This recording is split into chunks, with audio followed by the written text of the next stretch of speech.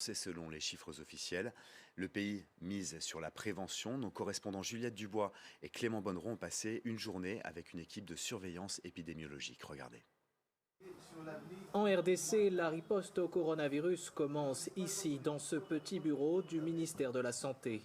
Depuis l'instauration de plusieurs numéros d'urgence, les appels affluent. C'est 7 ans. Qu'est-ce que vous ressentez? À l'autre bout du fil, des Congolais inquiets après l'apparition de symptômes comme la toux ou la fièvre. Ce que nous faisons, c'est de prendre de ce numéro tous ces coordonnées.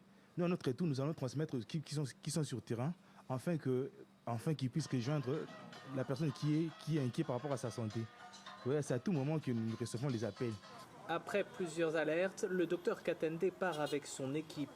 Parmi les cas suspects, des hommes d'affaires arrivés récemment d'Europe, mais aussi des personnes ayant été en contact avec des voyageurs.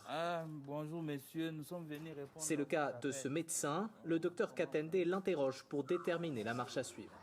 Vous avez été en contact avec quelqu'un suspect ou probable ou confirmé de la maladie, du coronavirus? Un suspect, c'est celui qui a présenté les signes comme il est là. Il devient suspect. Il a été contact, il a présenté les signes, c'est ce qui fait qu'il devient suspect.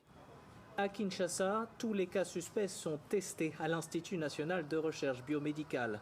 En cas de résultats positifs, ils sont immédiatement isolés et pris en charge. Les autres sont priés de se confiner pendant 2 semaines. Des mesures qui visent à éviter une propagation du virus au sein de la population. La plupart des cas, ce sont des cas qui viennent de l'Europe, ils ont des moyens. On peut demander à ce qu'ils puissent s'isoler. Mais si ça arrive au niveau de la communauté, nous savons comment les gens vivent.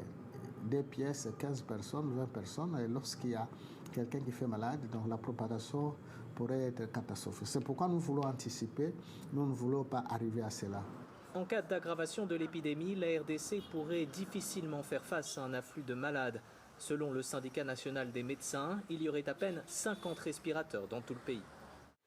C'est la fin de ce journal. Merci de l'avoir suivi. Merci aux équipes techniques, à la rédaction et à tous ceux qui ont choisi de venir travailler. Portez-vous bien, prenez soin de vous.